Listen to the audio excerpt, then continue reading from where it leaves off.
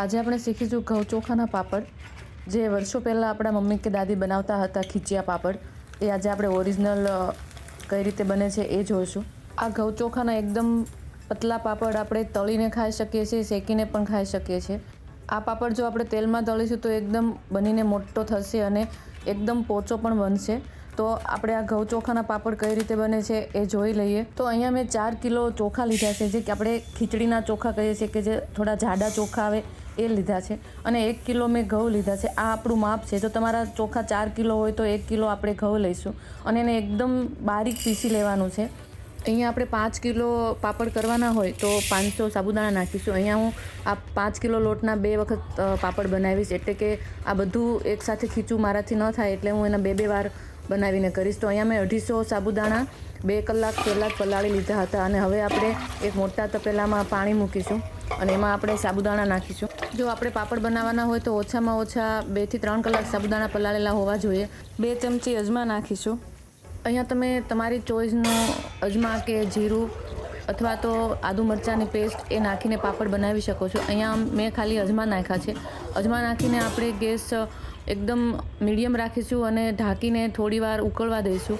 અને વારે વારે આપણે એને હલાવતા રહેવાનું છે, કારણ કે આપણે સાબુદાણા નાખ્યા છે. જો તમે નહીં ચલાવો તો સાબુદાણા ચોંટી જશે.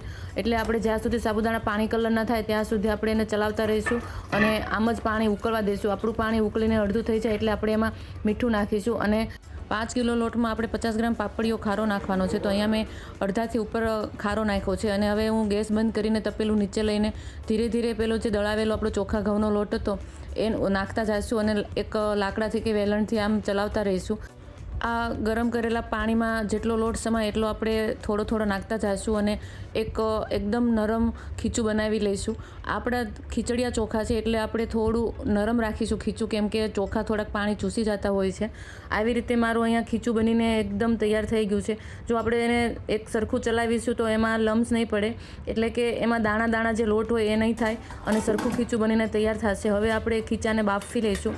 અહીંયા મેં જે આપણું સ્ટીમર આવે તેમાં એક કપડું સફેદ કલરનું જ આપણે અહીંયા યુઝ કરીશું. કપડું મેં ભીનું કરીને લીધું છે અને એના અંદર હું થોડું એવું ખીચું નાખીને સરખું પેક કરીને બાફવા માટે 15 થી 20 મિનિટ આમ જ તે ધીમા ગેસ ઉપર આપણે આ ખીચાને બાફી લઈશું.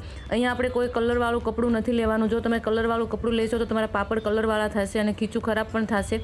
જો તમે ખીચું ન બાફો તો પણ ચાલે, પરંતુ જો આપણે આવી રીતે ખીચું બાફી લઈશું તો આપણા પાપડ ફાટશે નહીં અને એકદમ સોફ્ટ પાપડ બનશે.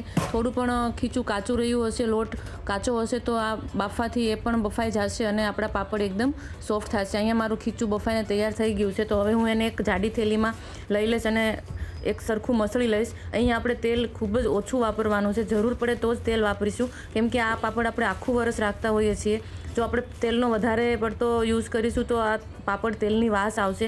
એટલે અહીંયા થેલીમાં થોડું એવું તેલ લગાવીશું અને રોટલીના લુવાની જેમ આપણે લુવો બનાવીને પાપડ વણી લઈશું. જો તમારી પાસે પાપડ વણવાની આવી પાટલી ના હોય તો તમે આપણે જે પાટલી આવે છે રોટલી બનાવવાની એના પર પણ વણી શકો છો, પરંતુ એમાં ખૂબ જ ટાઈમ લાગે છે. અને આમાં જો આવી પાપડની પાટલી હોય તો આમાં સ્પીડમાં પાપડ બનીને તૈયાર થઈ જાય છે.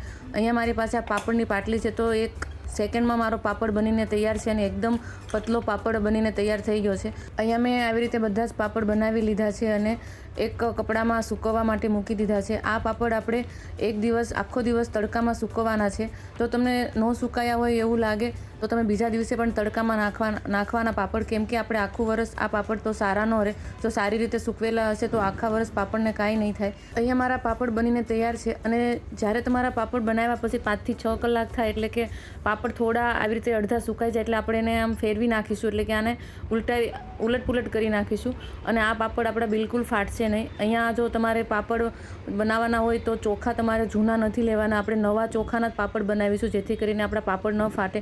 અને આપણે સાબુદાણા નાખીશું એટલે થોડી ચિકાસ થશે, એટલે પણ આપણા પાપડ નહીં ફાટે.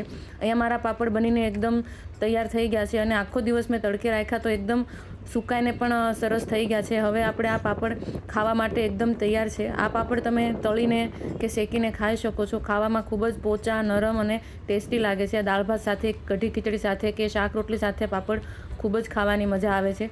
તો તમે આ શિયાળાની સિઝનમાં પાપડ જરૂરથી બનાવો. અને આ એકદમ મમ્મી કે દાદીની જૂની રેસીપી હોય એ રેસીપી છે, એટલે તમારા પાપડ એક પણ નહીં ફાટે અને બનીને ખૂબ જ સરસ થશે. તો શિયાળાની સિઝનમાં ઘઉં ચોખાના પાપડ બનાવવાનું ભૂલતા નહીં, એકવાર જરૂરથી ટ્રાય કરો.